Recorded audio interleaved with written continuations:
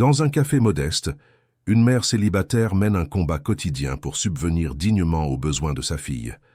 Pendant des années, elle a servi en silence le même client, un vieil homme réservé dont la gentillesse cache un secret profond. Lorsque sa fille tombe malade et que l'espoir s'éteint, cet homme révèle sa véritable identité et change à jamais leur destin. Le matin se levait doucement sur le quartier latin à Paris, apportant avec lui l'odeur familière du pain chaud et du café frais qui s'échappait des fenêtres du petit café du Bon Grain. C'était un de ces établissements modestes qui résistent vaillamment entre les immeubles haussmanniens et les rues animées, où le temps semble s'écouler plus lentement et où les gens se saluent encore par leur nom.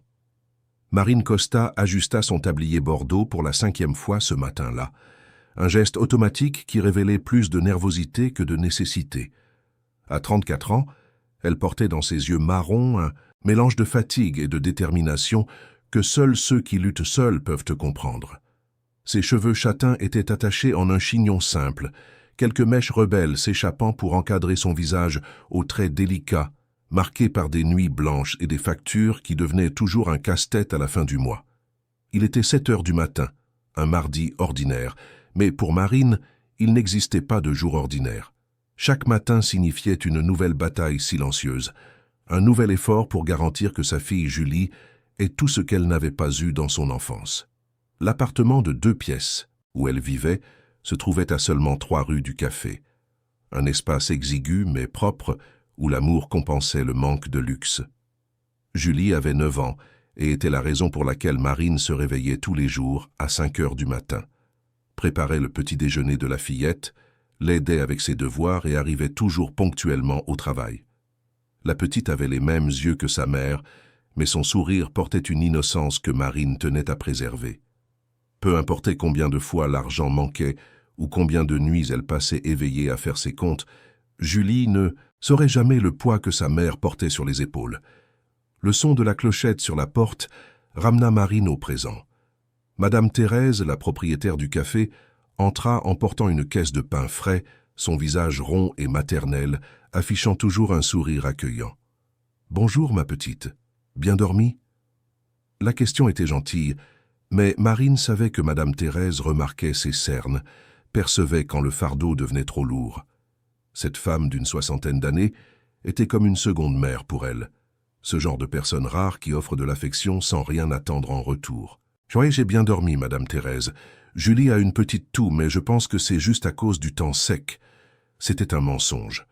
La toux de Julie avait commencé il y a 3 jours et s'aggravait, mais le dispensaire le plus proche avait toujours des files d'attente interminables, et Marine ne pouvait pas se permettre de perdre une journée de travail. Il manquait encore 200 € pour boucler le loyer du mois. « Écoute, si tu as besoin de partir plus tôt pour l'emmener chez le médecin, vas-y sans problème. La santé passe avant tout, Marine. » La gentillesse de Madame Thérèse serrait toujours le cœur de Marine. Elle se contenta de sourire et commença à organiser les tasses sur le comptoir, préparant tout pour une nouvelle journée de travail. Le café avait ses clients fidèles, ceux qui venaient non seulement pour le café, mais pour le sentiment d'appartenance que l'endroit offrait. C'était un refuge urbain où des cadres pressés partagèrent l'espace avec des retraités solitaires, où des étudiants révisaient leurs examens, et des couples de personnes âgées se partageaient un gâteau aux carottes. Mais parmi tous les habitués, il y en avait un qui se distinguait par sa ponctualité quasi obsessionnelle et par l'aura de mystère qui l'entourait. Il était exactement 8h15 quand la porte s'ouvrit de nouveau. Marine n'eut pas besoin de regarder pour savoir qui c'était. Depuis 3 ans, ce moment se répétait avec une précision mathématique, du lundi au vendredi sans jamais faillir. Monsieur Édouard Fonseca avait 72 ans, mais sa posture droite et élégante défiait son âge. Des cheveux entièrement blancs, soigneusement coiffés, un costume sombre toujours impeccable, des chaussures cirées qui brillaient même sous la lumière tamisée du café. Il y avait en lui une dignité silencieuse, une présence qui commandait le respect sans avoir besoin de mots. « Bonjour, monsieur Édouard. » La voix de Marine portait une chaleur sincère. Au cours de ces 3 années de fréquentation quotidienne, ils avaient développé une connexion particulière, faite plus de gestes et de regards que de longues conversations. C'était un homme de peu de mots, mais ses yeux bleu-gris transmettait une tristesse ancienne, comme s'il portait des histoires qui ne trouvaient plus d'oreilles disposées à les écouter. « Bonjour Marine, comment va la petite Julie aujourd'hui ?» La question était toujours la même, formulée avec une préoccupation sincère. Depuis le premier jour où Marine avait mentionné nonchalamment qu'elle avait une fille, Monsieur Édouard n'avait jamais manqué de prendre de ses nouvelles. C'était un petit détail, mais qui touchait profondément le cœur de cette mère qui voyait rarement quelqu'un s'en soucier vraiment. « Elle va bien, merci de demander. Un peu enrhumée, mais rien de grave. » Un autre mensonge. Marine devenait douée pour dissimuler ses inquiétudes. Le café noir sans sucre et la tartine grillée sans confiture, comme d'habitude, il acquiesça d'un léger sourire, ce genre de sourire qui n'atteint pas complètement les yeux, mais qui exprime de la gratitude. Il se dirigea vers la table du coin, toujours la même, celle près de la fenêtre donnant sur la rue. Là, il passait exactement 1h20 chaque jour, observant l'agitation de la ville, perdu dans des pensées que personne ne connaissait. Marine prépara la commande avec le soin habituel, s'assurant que la tasse était impeccablement propre, que le café était à la température parfaite, que la tartine était grillée juste à point. C'étaient des attentions qu'elle n'offrait pas à n'importe quel client, mais M. Édouard n'était pas n'importe quel client. Il y avait quelque chose en lui qui éveillait son instinct protecteur, comme si elle voyait derrière cette façade élégante un homme profondément seul. Lorsqu'elle servit le café, il leva les yeux et lui prit délicatement la main pendant une brève seconde. « Merci, Marine. Votre gentillesse est le meilleur arôme de ce café. » Les mots étaient simples, mais ils portaient un poids émotionnel qui lui fit piquer les yeux. Combien de fois dans sa vie quelqu'un avait-il reconnu ses efforts? Combien de fois quelqu'un avait-il remarqué qu'elle donnait le meilleur d'elle-même, même quand tout semblait s'effondrer? Elle retourna au comptoir en essayant de maîtriser l'émotion qui menaçait de déborder. La routine suivit son cours naturel. D'autres clients entrèrent et sortirent, des commandes furent servies, des conversations s'élevèrent en fond sonore. Mais de temps en temps, Marine regardait cette table du coin et se demandait quelle était l'histoire de cet homme. Pourquoi quelqu'un d'aussi distingué fréquentait-il un café si simple? Pourquoi toujours seul? Qu'est-ce qui le faisait revenir jour après jour au même endroit, comme s'il accomplissait un rituel sacré? Madame Thérèse avait ses théories. Elle disait qu'il était probablement veuf, qu'il cherchait dans le café un souvenir du passé, un réconfort que seuls les endroits humbles peuvent offrir. Marine était d'accord en silence, mais sentait qu'il y avait quelque chose de plus, quelque chose que ses mots ne pourraient décrire. La matinée s'étira lourdement. Entre deux clients, Marine vérifiait son téléphone, attendant des nouvelles de l'école de Julie.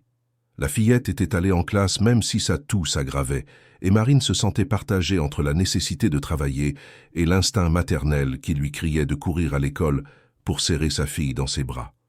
À 9h35, exactement comme toujours, M. Édouard se leva, laissa le montant, exact de sa consommation sur la table, et se dirigea vers la porte.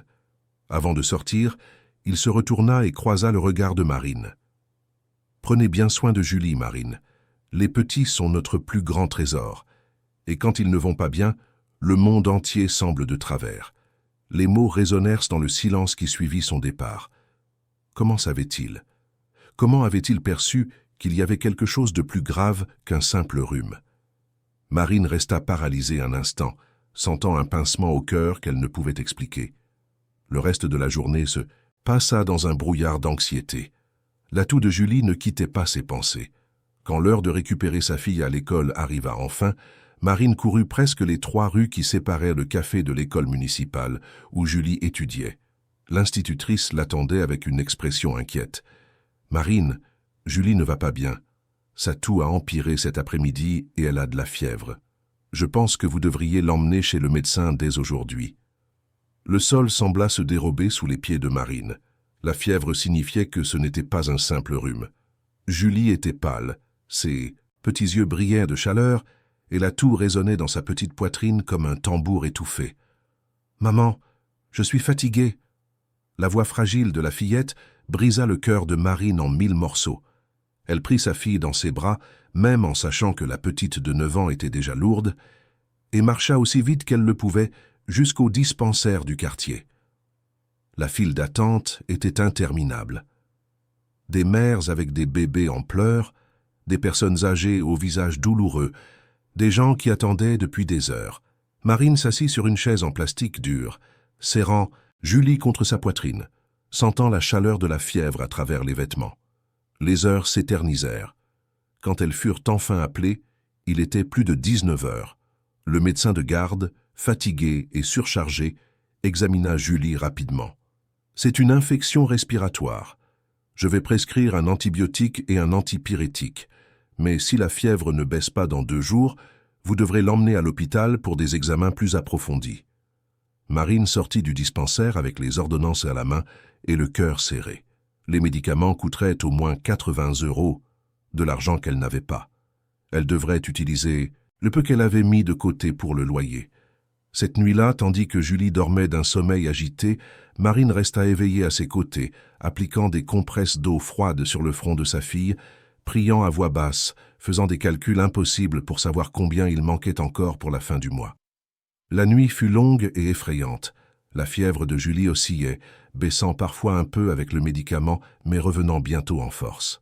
La toux était de plus en plus profonde, et vers 5 heures du matin, la fillette commença à avoir du mal à respirer. C'est alors que la panique s'empara réellement de Marine.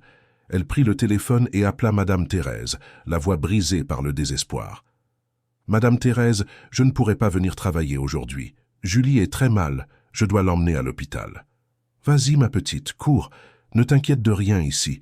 La santé de ta fille passe avant tout. » Marine habilla Julie rapidement, prit son sac avec les 100 derniers euros qu'elle avait de côté et sortit dans la nuit froide de Paris. L'hôpital public le plus proche se trouvait à 4 kilomètres. Sans argent pour un taxi, elle devrait attendre le premier bus, mais chaque minute semblait une éternité avec Julie haletante dans ses bras. C'est alors qu'elle se souvint du café. Peut-être que Madame Thérèse pourrait lui prêter un peu plus d'argent pour le taxi. Marine savait qu'elle abusait de la bonté de sa patronne, mais elle n'avait pas d'autre choix. Chancelant sous le poids de Julie, elle arriva au café encore fermé. Elle frappa à la porte avec urgence, et Madame Thérèse, qui vivait à l'arrière du commerce, vint ouvrir en robe de chambre, les yeux encore gonflés de sommeil. « Mon Dieu, Marine, elle est très mal. Attends ici, je vais chercher de l'argent pour que tu prennes un taxi. » Mais avant que Madame Thérèse ne puisse revenir, une voiture noire aux vitres teintées se gara juste devant le café. Marine n'y prêta même pas attention, concentrée uniquement sur le fait de garder Julie consciente, lui murmurant des mots de réconfort auxquels elle ne croyait pas elle-même. Le chauffeur descendit et ouvrit la portière arrière. Et de là sortit Monsieur Édouard, encore plus impeccable que d'habitude malgré l'heure absurdement matinale. Marine, sa voix était ferme mais chargée d'inquiétude. Elle leva les yeux, confuse sans comprendre ce que le client du café faisait là à cette heure. Montez dans la voiture. Maintenant. Ce n'était pas une demande. C'était un ordre dit avec l'autorité de quelqu'un habitué à être obéi, mais teinté d'une urgence qui ne laissait aucune place au doute. « Je n'ai pas les moyens de payer un hôpital privé, Monsieur Édouard. Je dois aller au public. »« Ce n'est pas le moment de discuter. Votre fille a besoin de soins immédiats et je vais m'en assurer. » Montez dans la voiture, Marine. Il y avait quelque chose dans ses yeux, une détermination mêlée à quelque chose qu'elle ne pouvait déchiffrer. Peut-être de la compassion, peut-être de la culpabilité, peut-être simplement de la pure humanité. Sans force pour argumenter, et avec Julie de plus en plus faible dans ses bras, Marine monta dans la voiture. L'intérieur était d'un luxe qu'elle n'avait jamais vu, mais à ce moment-là, rien de tout cela n'importait. Le chauffeur démarra en trombe, et M. Édouard prit son téléphone, composant un numéro d'un doigt ferme. « Docteur Henry, c'est Édouard Fonseca, j'amène une enfant de 9 ans en insuffisance respiratoire à l'hôpital américain de Paris. Je veux la meilleure équipe qui nous attende aux urgences. Oui, je prends en charge tous les frais. Nous serons là dans 10 minutes. » Marine le regardait comme si elle rêvait, comme si tout cela était trop irréel pour être vrai. Qui était cet homme? Comment avait-il un tel pouvoir? Pourquoi faisait-il cela pour elle? Monsieur Édouard se tourna et, pour la première fois en 3 ans, toucha réellement la main de Marine, la tenant fermement. « Julie va s'en sortir, je vous le promets. » Et à ce moment-là, tandis que la voiture filait dans les rues désertes de Paris en direction de l'hôpital, Marine pleura. Pas seulement de peur pour sa fille, Pas seulement de soulagement d'avoir de l'aide, mais parce qu'elle réalisa qu'elle n'était pas seule, qu'il y avait quelqu'un, un étranger devenu un ami silencieux, qui se souciait assez pour être là au moment le plus désespéré de sa vie.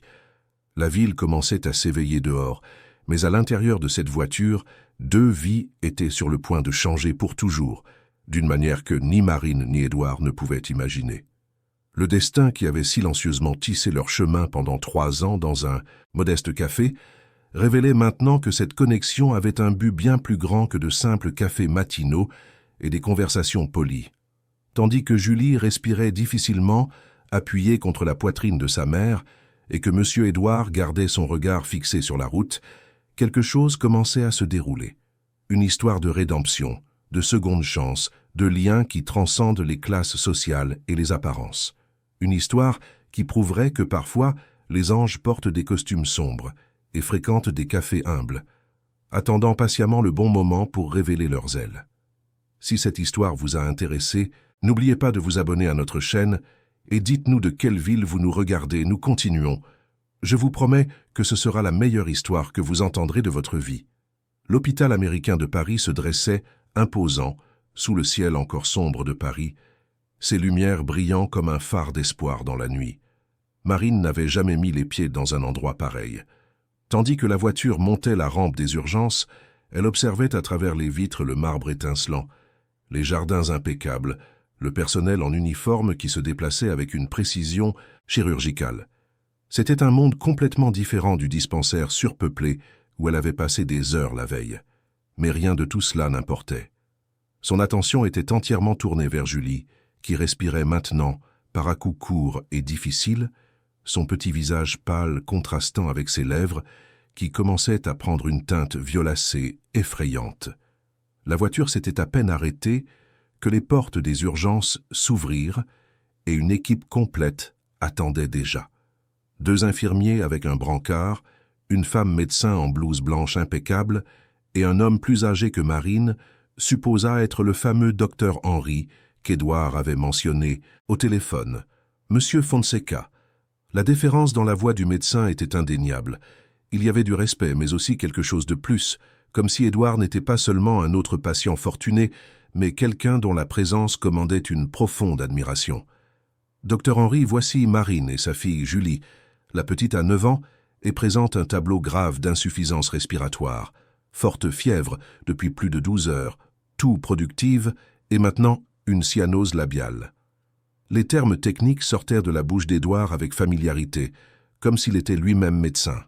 Marine le regarda, surprise, mais n'eut pas le temps de réagir. Les infirmiers avaient déjà pris Julie de ses bras avec une délicatesse professionnelle et la plaçaient sur le brancard. « Maman !» La petite voix faible de Julie brisa le cœur de Marine. Elle courut pour tenir la main de sa fille. « Je suis là, mon amour. Maman ne va pas te quitter, je te le promets. » Le docteur Patricia Mendes, d'après l'identification sur sa blouse, s'approcha avec un stéthoscope déjà en main. « Marine, je suis la pédiatre responsable. Nous allons très bien nous occuper de Julie, mais j'ai besoin que vous restiez. Calme pour que nous puissions travailler. Vous pouvez nous faire confiance. » Il y avait quelque chose de réconfortant dans la voix de la médecin, une assurance que Marine avait rarement trouvée en milieu hospitalier. Elle acquiesça, ravalant les larmes qui insistaient pour couler. Ils suivirent rapidement les couloirs étincelants de l'hôpital. Tout était si différent, si propre, si efficace. Ils entrèrent dans une salle d'urgence équipée d'appareils dont Marine ne soupçonnait même pas l'existence. L'équipe se déplaça comme un orchestre bien rodé, chacun sachant exactement quoi faire. Édouard resta aux côtés de Marine tout le temps, une présence silencieuse mais réconfortante. Quand elle commença à trembler, ne sachant si c'était de froid ou de peur, il retira son propre veston et le posa sur ses épaules. Le tissu était doux, sentait une eau de Cologne coûteuse et portait encore la chaleur de son corps. Saturation en oxygène à 82%. Je commence l'oxygénothérapie immédiatement. La voix du docteur Patricia était ferme, tandis qu'elle plaçait un masque sur le visage de Julie. D'autres infirmiers entrèrent, préparant des médicaments, prélevant du sang, installant une perfusion. Marine voulait crier, voulait leur demander d'arrêter de piquer sa fille, mais elle savait que tout cela était nécessaire. Nous allons devoir faire une radiographie du thorax et quelques analyses de sang pour confirmer le diagnostic. Mais d'après les symptômes, tout indique une pneumonie bactérienne sévère. Elle est probablement comme ça depuis quelques jours. La culpabilité frappa Marine comme un coup de poing dans l'estomac. Quelques jours. Elle savait que Julie n'allait pas bien depuis près d'une semaine, mais elle avait continué à l'envoyer à l'école, à travailler, à repousser l'échéance, parce qu'elle n'avait tout simplement pas les moyens de faire autrement. Je ne savais pas que c'était si grave. Je pensais que c'était juste une grippe. Sa voix sortit, étranglée, chargée de remords. Édouard, qui était resté silencieux jusqu'alors, posa une main sur son épaule. « Vous avez fait ce qui était en votre pouvoir, Marine. Ne vous blâmez pas pour des choses que vous ne pouviez pas contrôler. » Mais ces mots, aussi gentils fussent-ils, n'allégeaient pas le poids de la culpabilité. Si elle avait eu de l'argent, si elle en avait eu les moyens, Julie aurait été soignée plus tôt. La maladie n'aurait jamais atteint ce stade. Les heures suivantes furent un flou d'anxiété. Julie fut emmenée pour ses examens, tandis que Marine attendait dans une salle privée qui ressemblait plus à une chambre d'hôtel. Canapé confortable, télévision à écran plat, climatisation, café et eau à disposition. C'était si surréaliste. Édouard resta là, assis dans un fauteuil à côté, dans un silence respectueux. De temps en temps, il vérifiait sa montre ou son téléphone, mais il ne bougeait pas, ne montrait aucun signe de vouloir partir. « Monsieur Édouard » La voix de Marine sortit, hésitante. Elle ne savait même pas par où commencer, il y avait tant de questions, tant de confusion. « Pourquoi faites-vous ça? Je n'ai aucun moyen de payer pour tout ça, Il leva la main, l'interrompant gentiment. « Je ne vous demande aucun paiement, Marine. Et il y a des choses dont nous devons parler, mais ce n'est pas le moment. Pour l'instant, vous devez vous concentrer uniquement sur votre fille. » Quelque chose dans son ton indiquait clairement que cette conversation aurait lieu, qu'il y avait bien plus derrière cette gentillesse qu'elle ne pouvait l'imaginer. Mais il avait raison. Rien n'importait plus que Julie. L'attente dura près de 3 heures. Quand le docteur Patricia revint enfin, Marine se leva d'un bond, le cœur battant, la chamade. Julie a une pneumonie bilatérale sévère. L'infection est dans les 2 poumons et si vous aviez tardé quelques heures de plus à arriver, les conséquences auraient pu être irréversibles. Les mots tombèrent comme des pierres sur Marine. Irréversible. Elle aurait pu perdre sa fille. Par manque d'argent, par orgueil, en pensant qu'elle pouvait tout gérer seule, elle avait failli perdre le seul trésor qu'elle avait dans la vie. Mais nous sommes arrivés à temps. Le docteur Patricia sourit, touchant le bras de Marine avec une empathie sincère. Julie devra rester hospitalisée pendant au moins 5 jours. Nous allons administrer de puissants antibiotiques et la surveiller constamment, mais elle va se rétablir complètement. C'est une petite fille forte. Le soulagement fut si intense que les jambes de Marine flanchèrent. Édouard la soutint rapidement, l'aidant à s'asseoir. « Je peux la voir ?»« Bien sûr. Elle est déjà installée dans une chambre et elle est consciente, elle demande après vous. » La chambre de Julie semblait sortie d'un film. Lit réglable, télévision, salle de bain privée, fauteuil convertible pour l'accompagnant, grande fenêtre avec vue sur les jardins de l'hôpital. Julie était allongée, encore pâle, mais le masque à oxygène avait été remplacé par une canule nasale moins invasive et ses petits yeux brillèrent en voyant sa mère. « Maman !» Marine courut et serra sa fille dans ses bras, en faisant attention de ne pas débrancher les fils et les tubes qui la maintenaient sous surveillance. Elle pleura là, laissant enfin toute la tension accumulée s'échapper en larmes chaudes. « Tout va bien maintenant, mon amour. Maman est là et tu vas guérir. » Julie regarda Édouard, qui se tenait discrètement près de la porte. « Vous êtes le monsieur du café dont maman dit toujours qu'il est très poli. » L'innocence de la remarque arracha un sourire sincère à Édouard, le premier que Marine voyait en 3 ans. C'était un sourire qui transformait complètement son visage, révélant des rides d'expression qui racontaient des histoires de temps plus heureux. « C'est bien moi.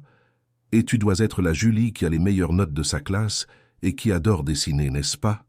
Julie acquiesça, surprise qu'il le sache. Marine réalisa alors qu'en 3 ans de brèves conversations, elle avait beaucoup raconté sur sa vie, sur sa fille, sur ses petits rêves et ses batailles quotidiennes. Et il avait écouté, gardant chaque détail comme s'il était important.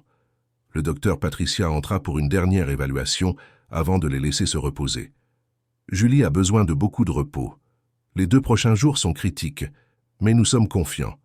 Marine, il y a un fauteuil confortable ici et notre équipe d'infirmières est disponible 24 heures sur 24.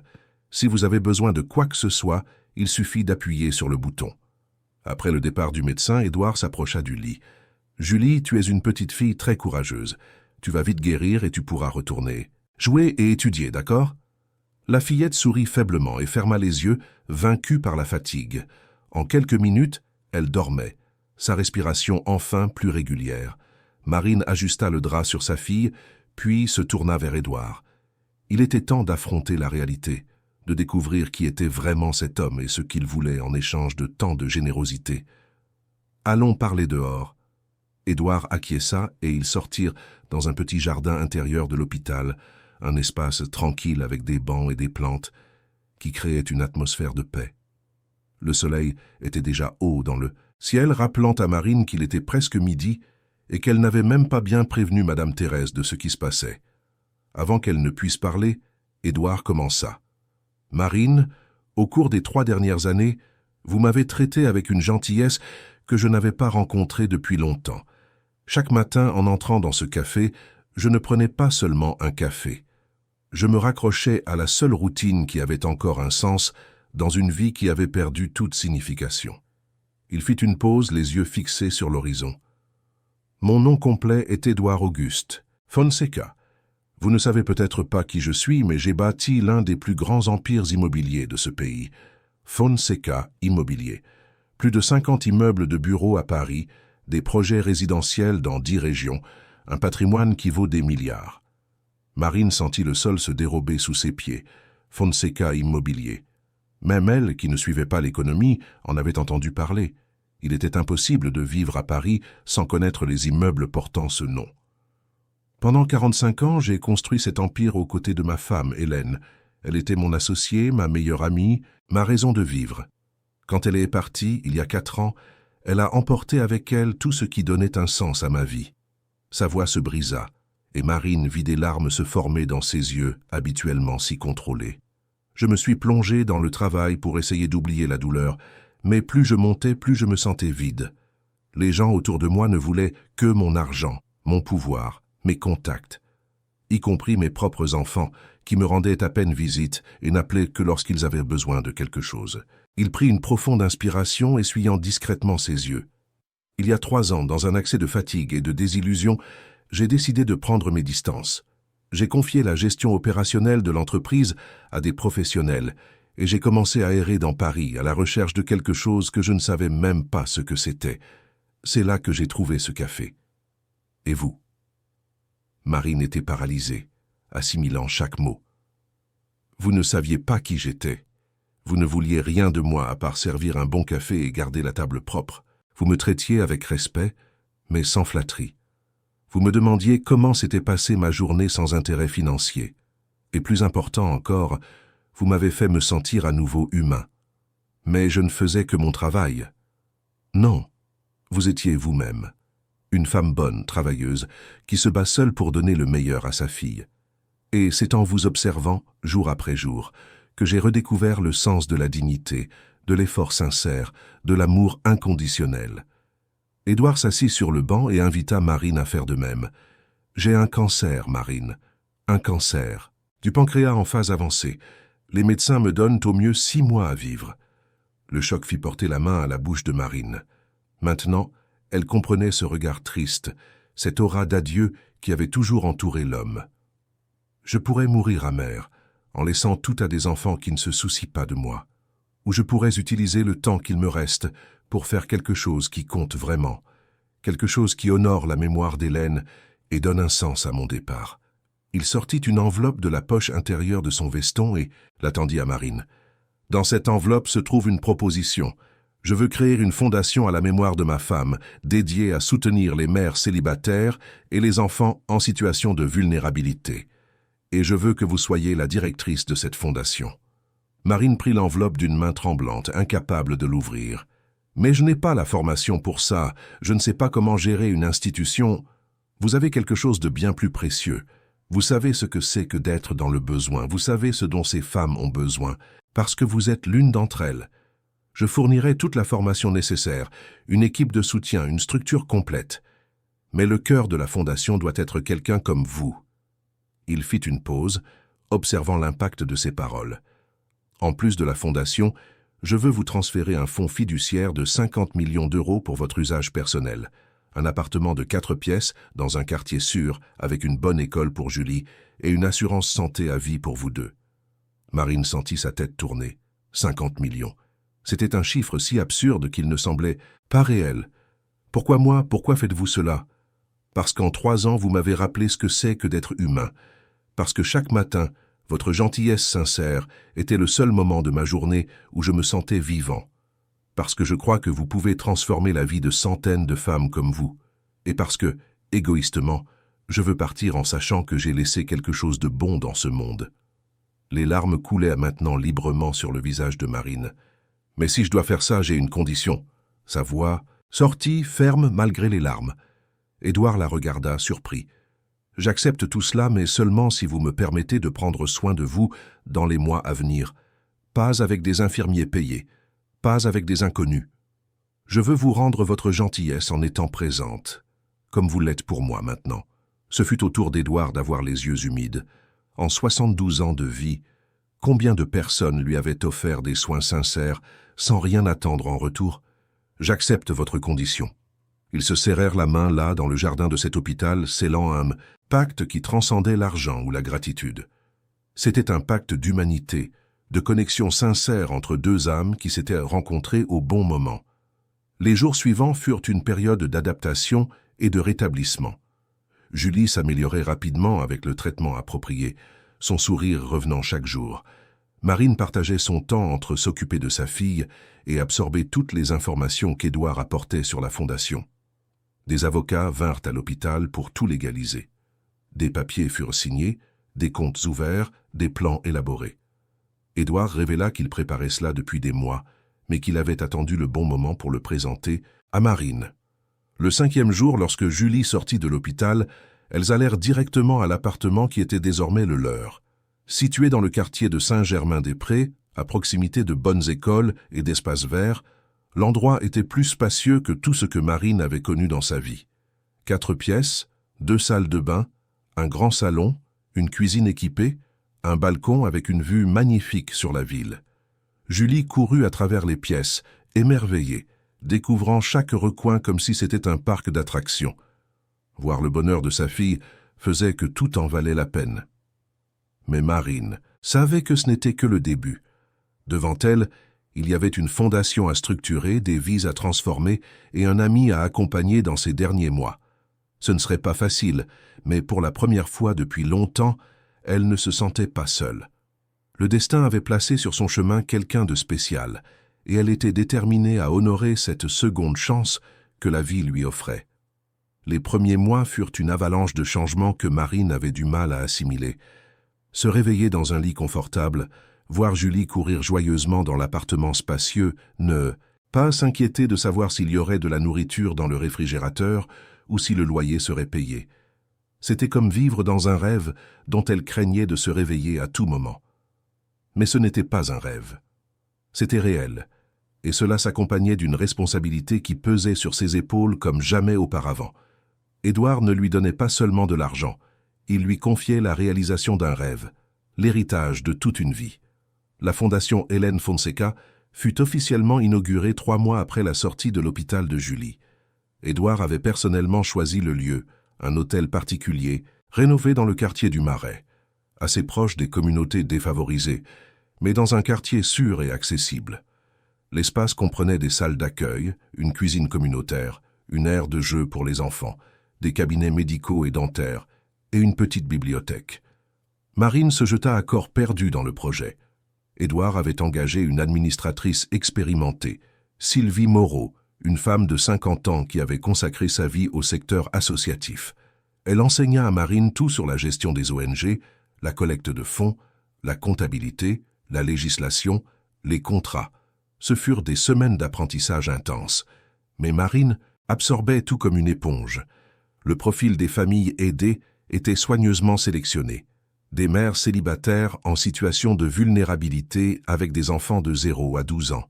Chaque famille recevait un ensemble complet de soutien, un logement décent grâce à des partenariats avec des constructeurs, ayant des contrats avec Fonseca Immobilier, un panier alimentaire mensuel, un suivi médical régulier, un soutien psychologique pour les mères et les enfants, une crèche ou une école à temps plein et des formations professionnelles pour les mères. La première famille aidée fut celle de Claudette, une femme de 28 ans avec 3 jeunes enfants qui vivaient dans une baraque en bois dans un bidonville de la banlieue nord. Lorsque Marine et Sylvie lui rendirent visite pour la première fois, elles trouvèrent une situation qui leur brisa le cœur. Les enfants dormaient par terre, il y avait des rats, le toit fuyait quand il pleuvait, et Claudette faisait des ménages quand elle pouvait laisser ses enfants à des voisins. 3 semaines plus tard, Claudette était dans un appartement simple mais digne, les enfants inscrits dans une crèche municipale de qualité. Elle suivait une formation d'aide-soignante financée par la Fondation et bénéficiait d'un suivi régulier par une psychologue pour traiter la dépression qu'elle portait depuis des années. Le jour où Claudette visita le siège de la Fondation pour remercier resta gravé dans la mémoire de Marine pour toujours. La femme entra en pleurant, serra Marine fort dans ses bras et répéta sans cesse « Vous m'avez sauvé la vie, vous m'avez redonné espoir ». Édouard était présent ce jour-là. Assis discrètement dans un coin, il observait tout avec des yeux brillants d'émotion. Quand Claudette apprit qui il était, elle voulut le remercier personnellement, mais Édouard se contenta de sourire et de dire « Remerciez Marine, elle est le cœur de ce projet. Je ne suis que celui qui a fourni les moyens. » Mais Marine connaissait la vérité. Édouard était bien plus qu'un simple donateur. Il était présent à chaque décision importante, offrait des conseils basés sur des décennies d'expérience en affaires, utilisait ses contacts pour ouvrir des portes, et surtout apportait une vision à long terme qui garantissait que la Fondation pourrait se maintenir même après son départ. Car son départ approchait. Tout le monde le savait, mais personne n'en parlait ouvertement. Édouard maigrissait chaque semaine. Son costume, autrefois impeccable, qu'ajusté, commençait à devenir large. Les douleurs qu'il essayait de cacher devenaient évidentes dans les moments d'inattention, lorsque son visage se contractait et que sa main se portait involontairement à son abdomen. Mais il insistait pour rester actif, pour participer à tout, comme si chaque jour était une bataille contre la montre qu'il était déterminé à gagner. Marine tenait sa promesse. 3 fois par semaine, elle se rendait chez Édouard, dans un hôtel particulier à Neuilly-sur-Seine, qui ressemblait plus à un musée vide. Là, elle discutait avec lui, préparait des tisanes qui soulageaient ses nausées, organisait ses médicaments, et, surtout, lui tenait compagnie. Parfois, il restait des heures en silence, simplement assis dans le jardin, à observer les oiseaux. D'autres fois, Édouard racontait des histoires de sa vie avec Hélène, de la façon dont ils avaient construit leur empire ensemble, des voyages qu'ils avaient faits, des rêves qu'ils avaient partagés. Julie accompagnait parfois sa mère lors de ses visites. Édouard s'illuminait lorsque la fillette arrivait. Il lui apprenait à jouer aux échecs, lui montrait sa collection de livres anciens, lui racontait des histoires qui la faisaient rire. Il était un grand-père de cœur, une famille choisie, une connexion sincère qui transcendait les liens du sang. Ce fut lors d'un de ces après-midi que le téléphone d'Édouard sonna. Il répondit, et Marine remarqua le changement dans son expression. Sa voix devint froide, contrôlée, distante. « Richard, ça fait longtemps. Richard Fonseca, le fils aîné d'Édouard, 45 ans, cadre dans une multinationale qui rendait rarement visite à son père. » L'appel fut bref et tendu. Quand Édouard raccrocha, son visage était sombre. « Mes enfants ont découvert l'existence de la Fondation et les changements dans mon testament. Ils viennent ici demain. » Son ton était celui de quelqu'un se préparant à une bataille, pas une réunion de famille. Le lendemain, Marine n'était pas présente, mais Édouard lui raconta tout plus tard. Richard et Béatrice, la fille de 42 ans, arrivèrent ensemble, accompagnés d'un avocat. Il n'y eut pas d'accolade, pas de questions sincères sur la santé de leur père. Ils allèrent droit au but. Ils voulaient comprendre les changements dans le testament et qui était cette Marine qui, apparemment, profitait d'un homme malade. Édouard garda son calme et expliqua tout. La Fondation, ses objectifs, les fonds alloués, et oui, la donation substantielle qu'il avait faite à Marine en reconnaissance des soins qu'elle lui avait offerts alors que ses propres enfants étaient absents. La discussion s'envenima rapidement. Richard accusa son père d'être sénile, d'avoir été manipulé. Béatrice pleura des larmes qui semblaient plus de frustration pour l'argent perdu que d'inquiétude pour son père. L'avocat parla de capacité mentale altérée, de la nécessité d'une mise sous tutelle. Édouard les mit à la porte. Pour la première fois depuis des années, il éleva la voix et fit clairement savoir qu'il était en pleine possession de ses facultés mentales et de ses décisions. Que s'ils voulaient contester, qu'ils aillent au tribunal, mais qu'ils quittent immédiatement sa présence. 3 jours plus tard, la Fondation reçut une assignation en justice. Richard et Béatrice Fonseca engageaient une action pour annuler les modifications du testament d'Édouard, alléguant qu'il était sous l'influence indue de Marine Costa, une employée de café sans qualification ni antécédent, justifiant une telle confiance. En France, cela s'appelle un abus de faiblesse. Marine sentit le sol se dérober lorsque l'huissier de justice lui remit la citation. Non pas à cause de la menace sur l'argent qu'elle avait reçu, elle rendrait tout si nécessaire, mais à cause de l'accusation implicite qu'elle aurait manipulé un homme malade, qu'elle serait une profiteuse. Cela allait à l'encontre de tout ce qu'elle était, des valeurs qu'elle essayait d'enseigner à Julie. Vous avez besoin d'excellents avocats. Édouard était calme, assis dans le bureau de la Fondation, lisant les documents judiciaires avec un regard critique.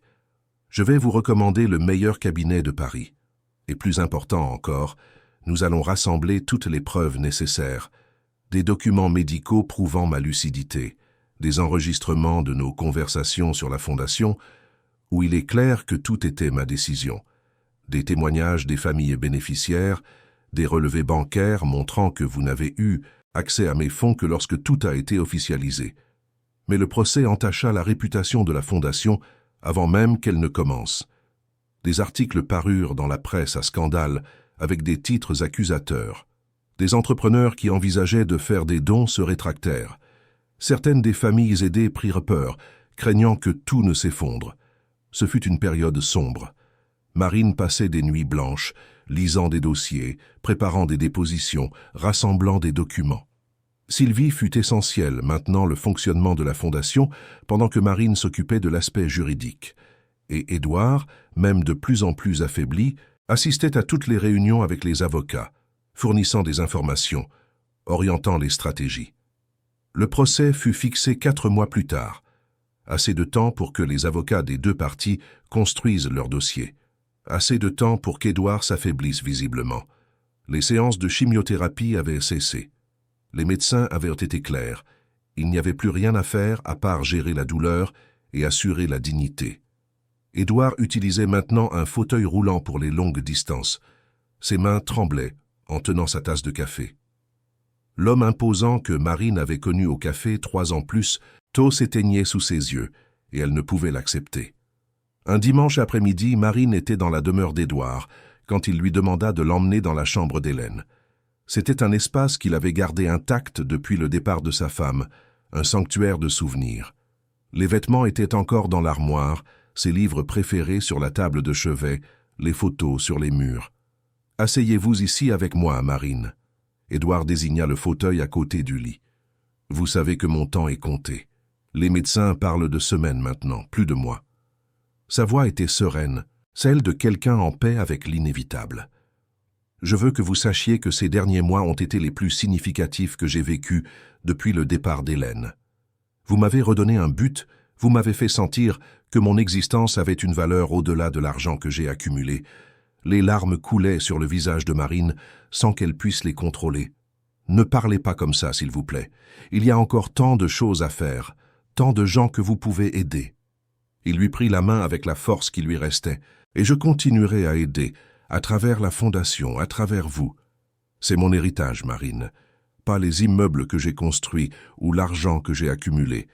C'est le sourire des enfants qui dorment dans des lits chauds grâce à ce que nous avons créé. Ce sont les mères qui ont retrouvé l'espoir. C'est la transformation que vous continuerez à promouvoir. Je ne sais pas si j'y arriverai sans vous. Vous y arriverez parce que vous êtes forte, parce que vous avez une empathie sincère, parce que vous connaissez la douleur et que vous savez donc comment la guérir chez les autres, et parce que vous n'êtes pas seul. Vous avez Sylvie, vous avez l'équipe de la Fondation, Vous avez Julie pour vous rappeler chaque jour pourquoi tout cela est important. La semaine précédant le procès, Édouard fut hospitalisé.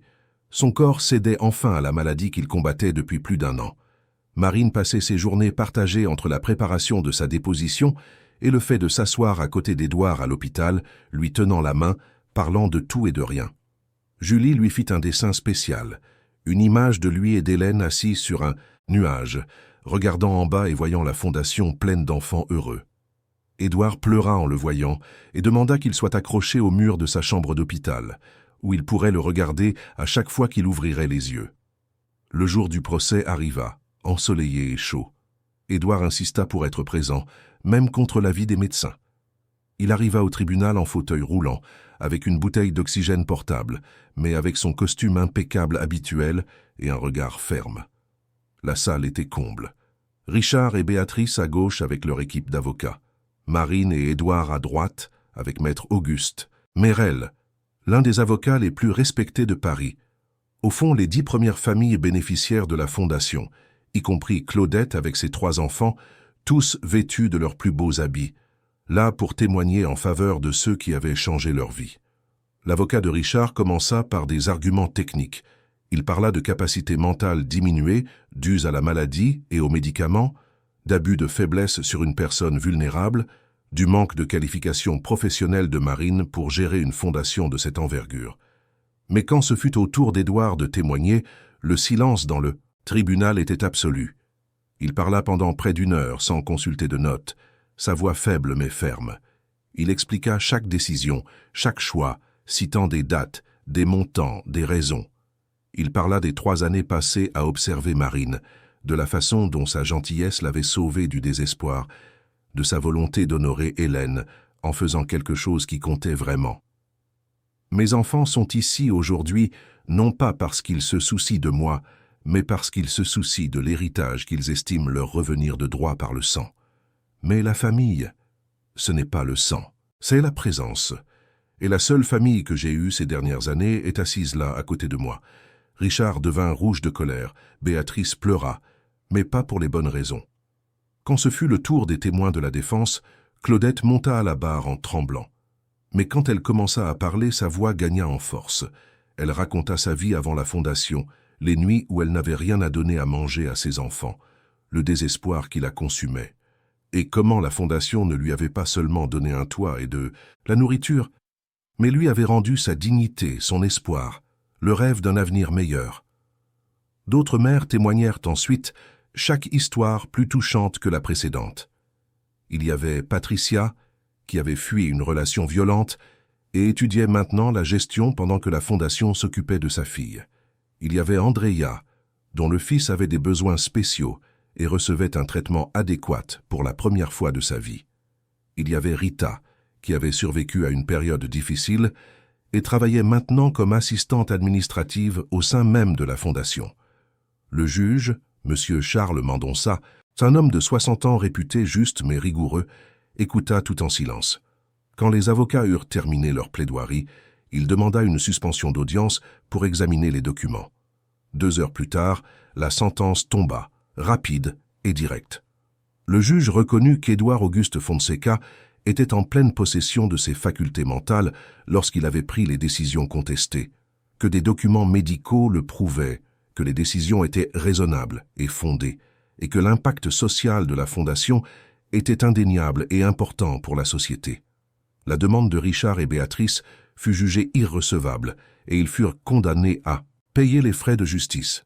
La victoire fut célébrée par les familles bénéficiaires comme si c'était une réussite personnelle pour chacune d'entre elles, parce que ça l'était.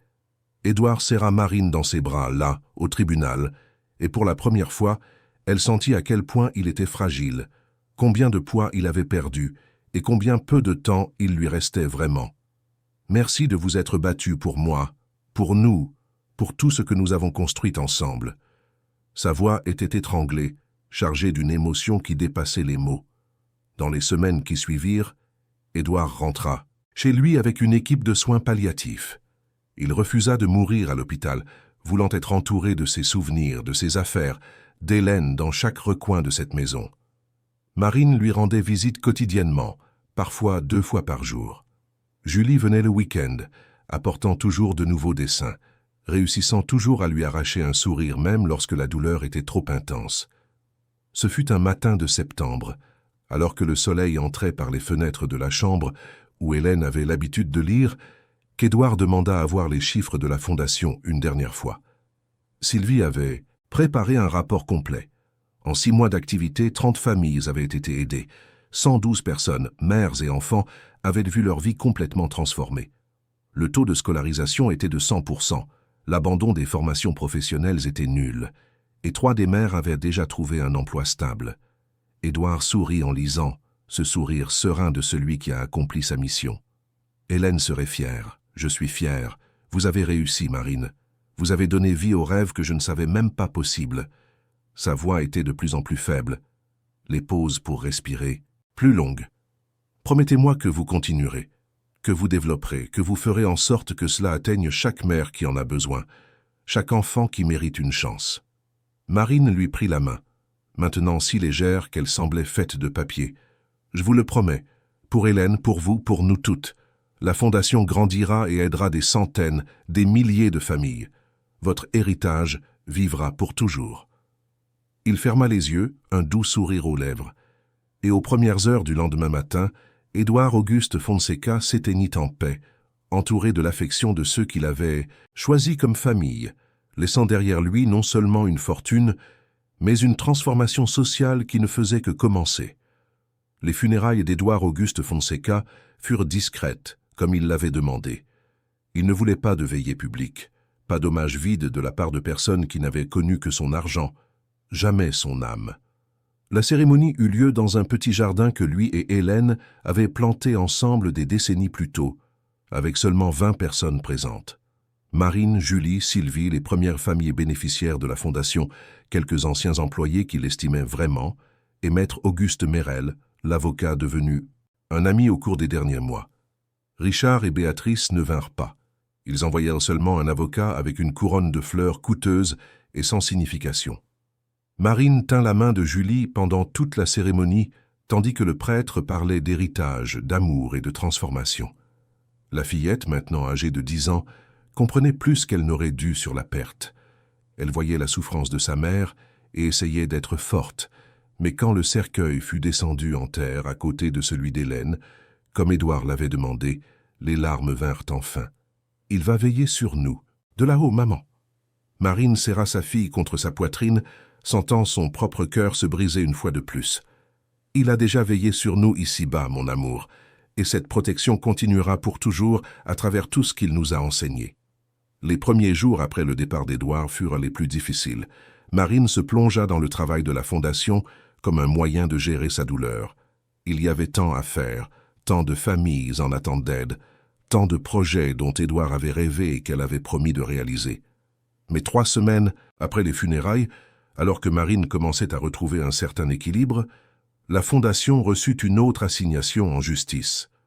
Cette fois, Richard et Béatrice ne contestaient pas le testament, mais engageaient une action pour dissoudre la Fondation Hélène Fonseca, alléguant des irrégularités administratives, un manque de compétences techniques de la direction et une utilisation inappropriée des fonds. C'était un nouveau coup de poignard, plus douloureux car il attaquait directement le travail qu'elle et Édouard avaient construit ensemble. Il ne s'agissait plus d'argent ou d'héritage, mais de détruire le legs qu'il avait laissé. Maître Auguste fut direct lorsqu'il rencontra Marine. Ils vont tout essayer. Ils vont engager des auditeurs pour éplucher chaque centime. Ils vont remettre en question chaque décision administrative. Ils vont chercher la moindre faille pour discréditer la Fondation. Nous devons être irréprochables. Et il l'était. En 6 mois de fonctionnement, Marine avait appris de Sylvie l'importance d'une documentation méticuleuse. Chaque don reçu avait un reçu et une affectation claire. Chaque dépense était justifiée et approuvée par le conseil de surveillance qu'Édouard avait insisté pour créer. Chaque famille bénéficiaire avait un dossier complet avec une évaluation sociale préalable et un suivi régulier. Mais la bataille juridique fut épuisante. Des réunions interminables avec les avocats, des comptes rendus publics, des interviews pour des journalistes en quête de sensationnalisme, des audiences au tribunal où chaque virgule des statuts était remise en question. Pendant cette période sombre, Les familles bénéficiaires devinrent le soutien dont Marine ne savait pas qu'elle avait besoin. Claudette organisa une veillée devant le palais de justice le jour de l'audience décisive, avec toutes les mères et les enfants portant des banderoles remerciant la Fondation. Patricia créa une pétition en ligne qui recueillit 50 000 signatures en soutien au travail accompli. Andrea donna une interview à une émission de télévision à grande audience, racontant comment la vie de son fils aux besoins spéciaux s'était transformée grâce aux soins reçus. Les médias commencèrent à réaliser qu'il y avait là une histoire bien plus grande qu'une simple querelle d'héritage. Il s'agissait d'un impact social réel, de vies sauvées, d'un modèle d'assistance qui fonctionnait. La juge en charge de l'affaire, Madame Fernanda Barbosa, ordonna un audit indépendant complet de la Fondation. Pendant 3 mois, des auditeurs épluchèrent chaque document, chaque transaction, chaque décision.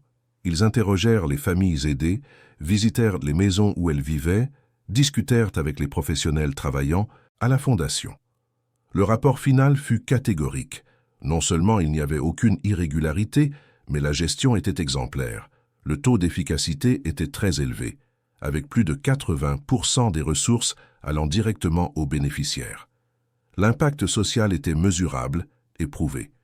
Les familles aidées montraient des améliorations significatives en matière de santé, d'éducation, de revenus et de bien-être émotionnel. Lorsque la sentence fut lue, 6 mois après le dépôt de l'action, Madame Fernanda fut incisive. Non seulement elle rejeta l'action, mais elle fit des éloges publics à la Fondation, la qualifiant de modèle de gestion sociale à suivre. De plus, elle condamna Richard et Béatrice à une amende pour procédure abusive, reconnaissant que l'action avait été intentée non par souci légitime, mais par vengeance et ressentiment. Ce fut une victoire complète, mais qui laissa Marine épuisée. Elle s'était battue pendant près d'1 an, portant le poids de la responsabilité, de la douleur de la perte d'Édouard, de la peur d'échouer auprès des familles qui dépendaient de la Fondation. Ce soir-là, après la sentence, Sylvie emmena Marine et Julie dîner dans un restaurant simple, de ceux qui rappelaient l'époque avant que tout ne change. Là, entre des plats, de cuisine familiale et des conversations tranquilles, Marine put enfin pleurer tout ce qu'elle avait retenu. Elle pleura pour Édouard, pour la lutte, pour la fatigue, mais aussi de soulagement. Ils avaient gagné, l'héritage était protégé. Tu as fait ce qu'il croyait que tu ferais. Tu as montré que tu étais digne de sa confiance. Sylvie serra la main de Marine avec une affection maternelle. Maintenant, il est temps de grandir, de faire en sorte que la Fondation atteigne son véritable potentiel. Et c'est ce qu'elles firent. Au cours des 5 années suivantes, la Fondation Hélène Fonseca connut une transformation qui dépassa même les rêves les plus audacieux d'Édouard. Avec la victoire judiciaire et la publicité positive, les dons commencèrent à affluer d'entrepreneurs inspirés par l'histoire. Des partenariats furent établis avec des organismes gouvernementaux, d'autres ONG et des entreprises privées. Le modèle de prise en charge intégrale développé par la Fondation fut étudié par des universités et reproduit dans d'autres villes. L'équipe passa de 5 à 40 employés. Psychologues, assistants sociaux, pédagogues, infirmiers, administrateurs, tous unis par le même objectif. Le siège fut agrandi et 3 nouvelles antennes furent ouvertes dans des quartiers périphériques de Paris. Julie grandit avec la Fondation. À 15 ans, la fillette qui avait failli ne pas survivre à cette pneumonie était maintenant une adolescente engagée, qui passait ses week-ends à faire du bénévolat à la Fondation, organisant des activités pour les enfants aidés, donnant des cours de soutien scolaire aux plus jeunes. Marine observait sa fille avec une immense fierté. Julie n'avait pas seulement survécu, elle s'était épanouie. Elle étudiait dans une excellente école, avait des amis, faisait du sport et surtout avait développé une conscience sociale qui la motivait à vouloir faire carrière dans le secteur associatif. Le nombre de familles aidées passa de 30 à 500 par an. Mais ce n'était pas seulement une question de quantité, mais de qualité. 90% des mères qui passèrent par le programme trouvaient un emploi stable en moins d'1 an. Les enfants avaient un taux de réussite scolaire de 95%. Les cas de dépression et d'anxiété chez les mères chutèrent de façon drastique après 6 mois de suivi. La Fondation commença également à travailler sur la prévention. Des conférences dans les écoles publiques, des groupes de soutien pour les femmes enceintes à faible revenu, des ateliers sur les droits du travail et la planification familiale. C'était une approche holistique qui s'attaquait aux problèmes sur plusieurs fronts. Marine était devenue une référence dans le secteur associatif. Elle était invitée à donner des conférences, à participer à des tables rondes, à écrire des articles. Mais elle ne perdit jamais son humilité, n'oublia jamais d'où elle venait. Tous les mercredis, sans faute, elle recevait elle-même les nouvelles familles qui arrivaient à la fondation, s'asseyant avec elles, écoutant leurs histoires, les regardant dans les yeux et leur disant « Je sais ce que c'est parce que j'ai été à votre place. Et je suis là pour vous dire que tout va bien se passer. » Ce fut un mardi de mars, 5 ans après le départ d'Édouard, que Marine reçut un appel inattendu. À l'autre bout du fil, une voix de femme hésitante et étranglée. « Marine, c'est Béatrice Fonseca. » Le silence qui suivit fut lourd. Marine n'avait pas parlé à la fille d'Édouard depuis le dernier procès. Que voulait-elle maintenant? « Je sais que je n'ai aucun droit de demander quoi que ce soit. Je sais ce que j'ai fait, comment je vous ai traité, vous et mon père, mais je sais, j'ai besoin d'aide. » L'histoire que Béatrice raconta dans les heures qui suivirent, lorsqu'elles se rencontrèrent en personne au bureau de la Fondation, fut une histoire de chute et de rédemption. Après la mort de son père et les défaites judiciaires, Béatrice avait sombré dans la dépression. Son mariage s'était effondré, elle avait perdu son emploi, les dettes s'étaient accumulées. Elle avait tout perdu, y compris la garde de ses 2 filles, au profit de son ex-mari. Elle avait tenté de se suicider à 2 reprises. Elle avait été internée. Elle avait suivi un traitement psychiatrique intensif. Et au fond, du gouffre, quand il n'y avait plus nulle part où tomber, elle commença à comprendre les derniers mots de son père. « La famille, ce n'est pas le sang, c'est la présence. J'ai passé 5 ans en colère contre vous, à me blâmer, à blâmer mon père. Mais la vérité, c'est que la faute a toujours été la mienne. J'ai abandonné mon père quand il avait besoin de moi. J'ai choisi l'argent plutôt que l'amour. Et maintenant je suis là, détruite, à demander de l'aide à la personne que j'ai le plus blessée. » Marine écoutait en silence, assimilant chaque mot. Elle voyait en Béatrice non pas la femme arrogante qui avait tenté de détruire la Fondation, mais quelqu'un de brisé, de vulnérable, d'humain. « De quoi avez-vous besoin ?» La question fut posée avec une réelle volonté de comprendre. « J'ai besoin de recommencer. J'ai besoin d'apprendre à vivre à nouveau, à être à nouveau une mère, à me soucier de choses qui comptent vraiment. Et je veux travailler à la Fondation. Pas pour l'argent. Je sais que je ne mérite pas de salaire. Mais par pénitence pour avoir un but, pour honorer mon père comme j'aurais dû le faire de son vivant. » C'était une demande inattendue, mais Marine vit de la sincérité dans les yeux de Béatrice. Elle vit le même désespoir qu'elle avait elle-même porté des années auparavant, quand elle pensait qu'il n'y avait pas d'issue. « Je vais vous faire une proposition. Vous commencerez comme bénévole en travaillant avec les mères qui sont dans une situation similaire à la vôtre. Dépression, perte de la garde des enfants, ruine financière. Vous avez vécu cela, donc vous savez comment aider. Si dans 6 mois je vois un engagement réel, nous parlerons d'un poste rémunéré. » Béatrice pleura de soulagement et de gratitude. Et elle tint parole. Dans les mois qui suivirent, elle se consacra comme jamais auparavant.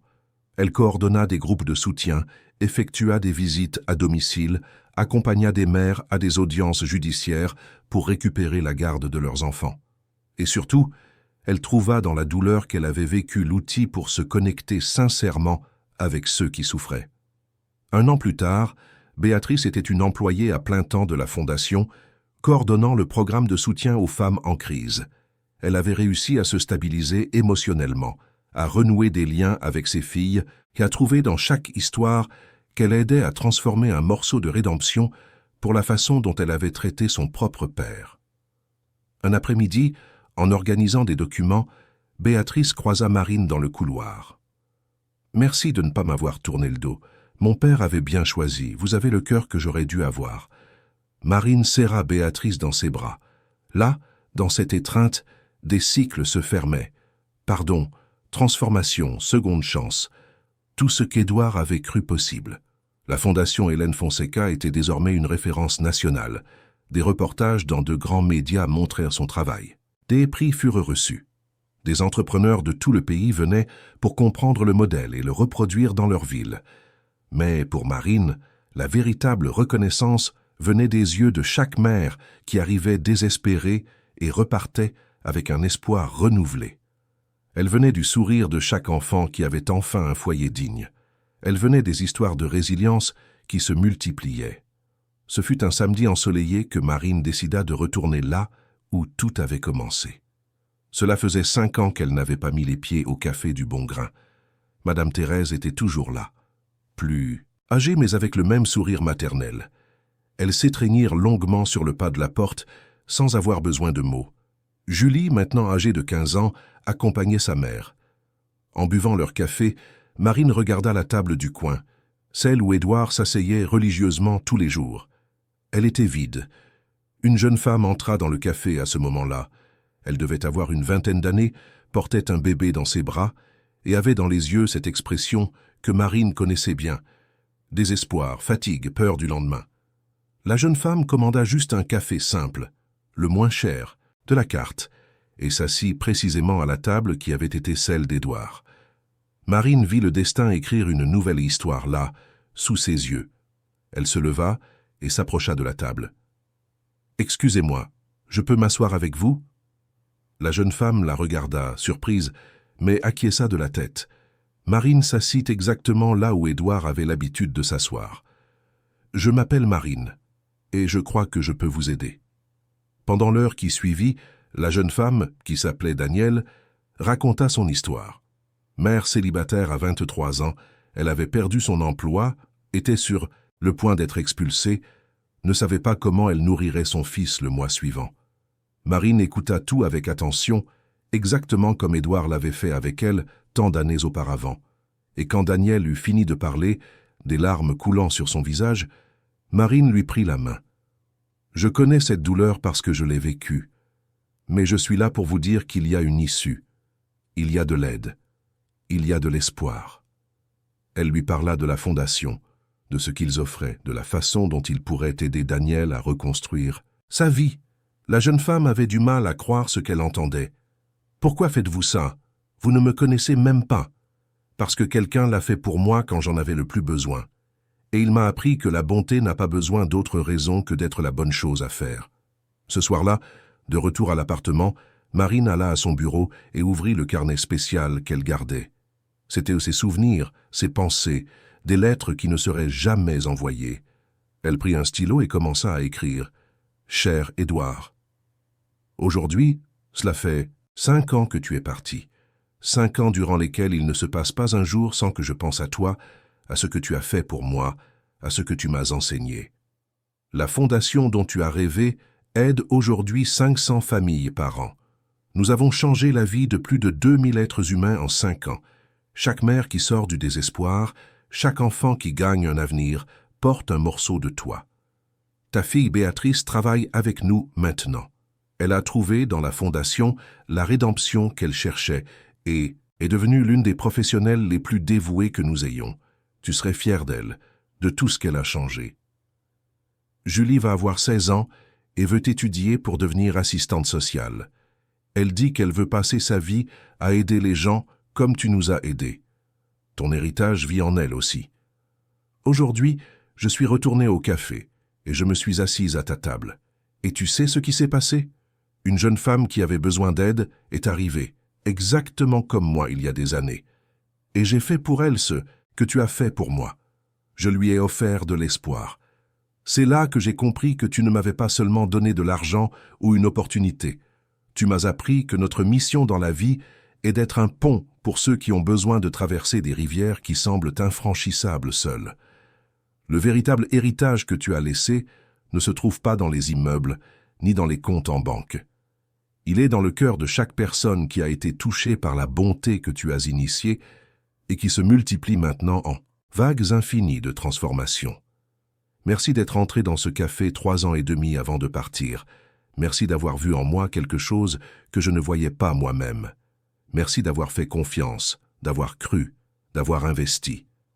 Je te promets que je continuerai à honorer ta mémoire chaque jour, en aidant une mère à la fois, en sauvant un enfant à la fois, en construisant un monde plus digne, une histoire à la fois. Où que tu sois, j'espère que tu sais que cela en valait la peine, que ta vie a eu un sens, que tu as transformé le monde. Avec tout mon amour et mon éternelle gratitude, Marine. Elle ferma le carnet et regarda par la fenêtre.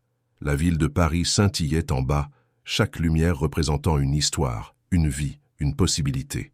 Et quelque part là-dehors, d'autres mères avaient besoin d'aide, d'autres enfants méritaient une chance, d'autres vies attendaient d'être transformées. Le lendemain, Marine se réveillerait et continuerait le travail, car c'était là le véritable héritage d'Édouard Auguste Fonseca. Pas les millions qu'il avait laissés, mais le but qu'il avait planté. Un but qui maintenant grandissait et se multipliait, atteignant des lieux et des personnes qu'il ne connaîtrait jamais, mais qui porterait à jamais un morceau de la bonté qu'il avait un jour offerte à une serveuse de café qui avait juste besoin d'une chance. Et ainsi, entre une tasse de café et un geste de gentillesse, des vies continuaient d'être transformées, prouvant que le plus grand patrimoine que nous puissions laisser n'est pas matériel. C'est l'amour que nous inspirons, l'espoir que nous semons, et la certitude que chacun de nous a le pouvoir de changer le monde, une personne à la fois. Chers auditeurs, nous espérons que l'histoire de Marine et d'Édouard a profondément touché votre cœur. Si vous avez été ému par ce parcours de transformation, laissez un like, abonnez-vous à la chaîne et dites-nous dans les commentaires quel moment vous a le plus marqué dans cette histoire. Chaque jour, nous vous proposons des récits intenses, comme celui-ci, qui révèlent le côté le plus profond et le plus beau de l'âme humaine, montrant que la gentillesse, la générosité et l'amour peuvent transformer les destins. Votre présence ici compte beaucoup pour nous. Nous vous attendons pour le prochain épisode avec une autre histoire qui saura vous émouvoir.